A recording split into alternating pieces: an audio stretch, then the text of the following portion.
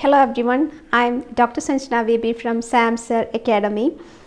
Today let's discuss Hashimoto's thyroiditis, an autoimmune thyroiditis and which cause hypothyroidism eventually. Let's have a glance at the causes of Hashimoto's thyroiditis. Genetics as well as environmental factors pose great risk to Hashimoto's thyroiditis, particularly in women. Hashimoto's thyroiditis is also seen in adolescent children, particularly male children, and Hashimoto's thyroiditis is one of the major causes of hypothyroidism. Many other diseases of thyroid cause hypothyroidism, such as some goiters. And autoimmune thyroiditis is commonly found in women of developed countries. Multiple factors operate in the background to cause Hashimoto's thyroiditis, such as genetic susceptibility and physical factors such as physical stress and mental stress.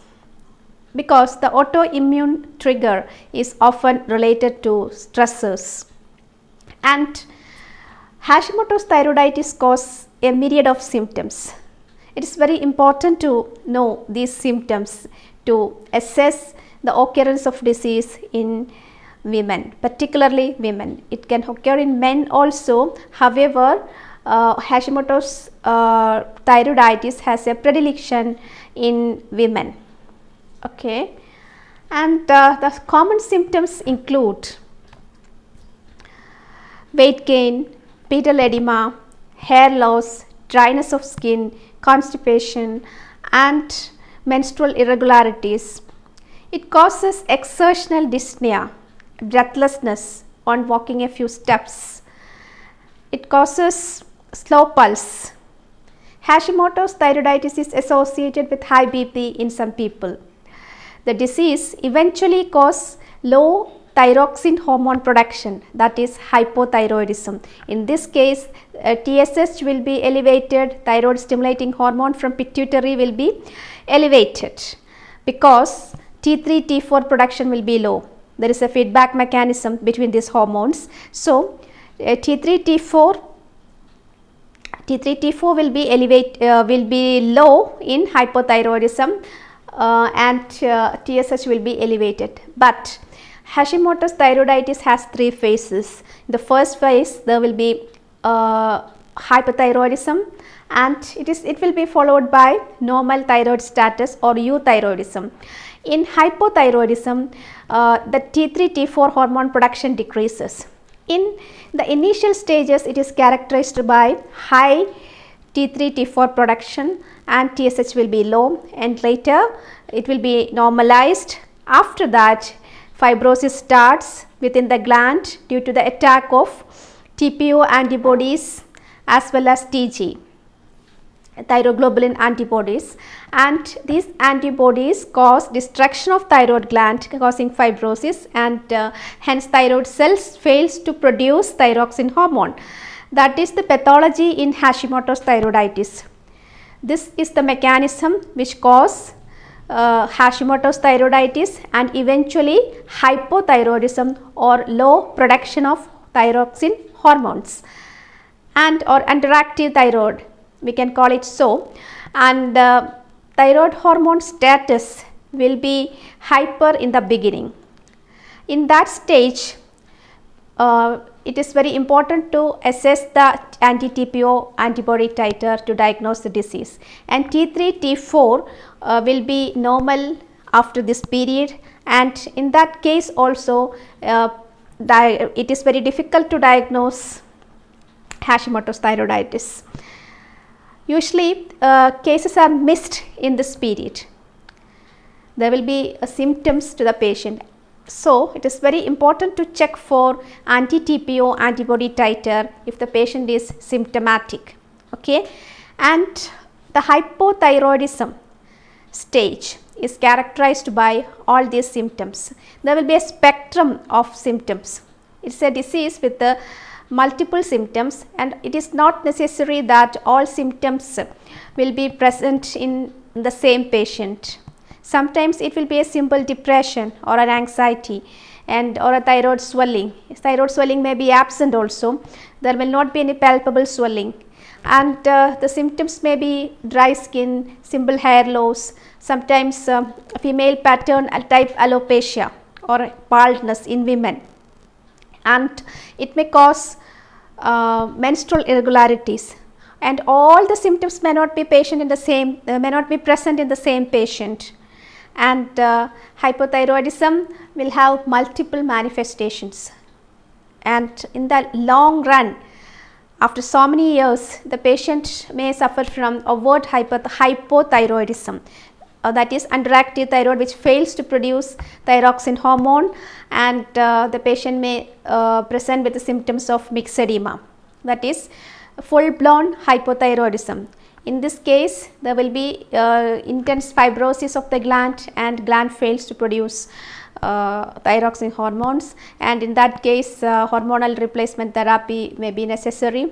So, it is very important to diagnose the case from the very beginning itself, and the scope of treatment is very good in the beginning, and Hashimoto's thyroiditis has some complications also, and because of hypothyroidism there will be hypercholesterolemia, high cholesterol level, and LDL cholesterol, the bad cholesterol will be elevated, total cholesterol will be elevated, and it may cause heart diseases.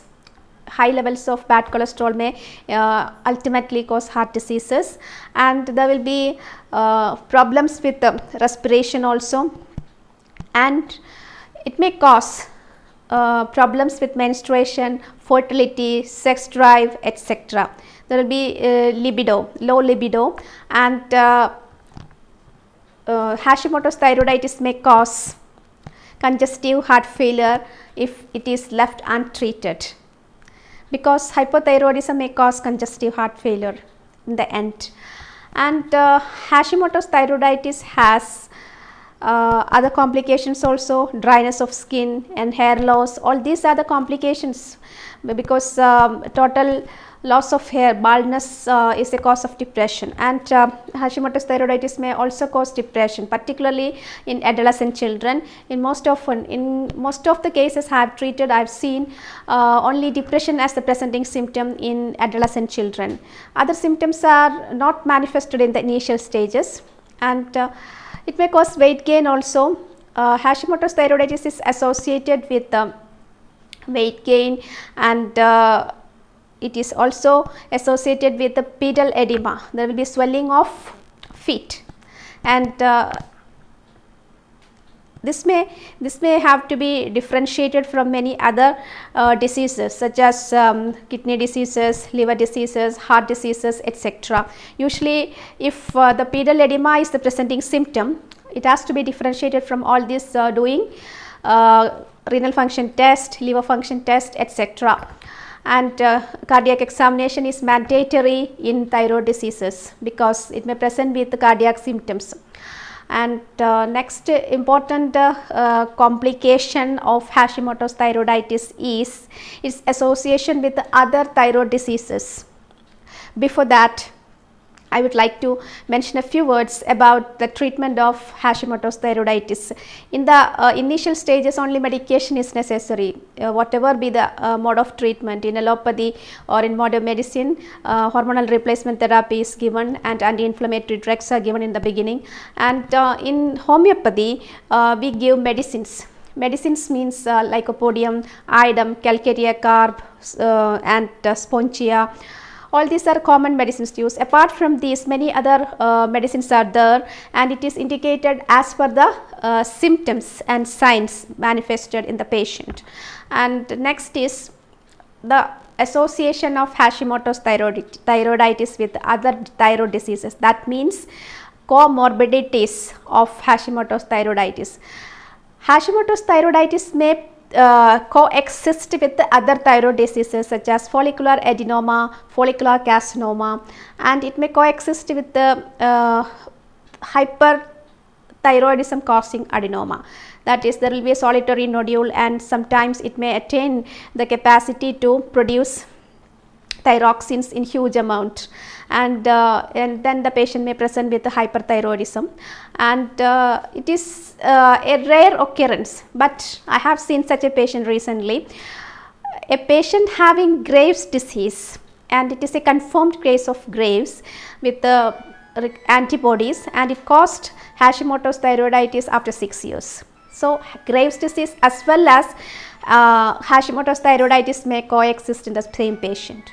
That's all about Hashimoto's thyroiditis, and we will resume the video with the second session. Thank you. Keep on watching SIAHMSR Academy.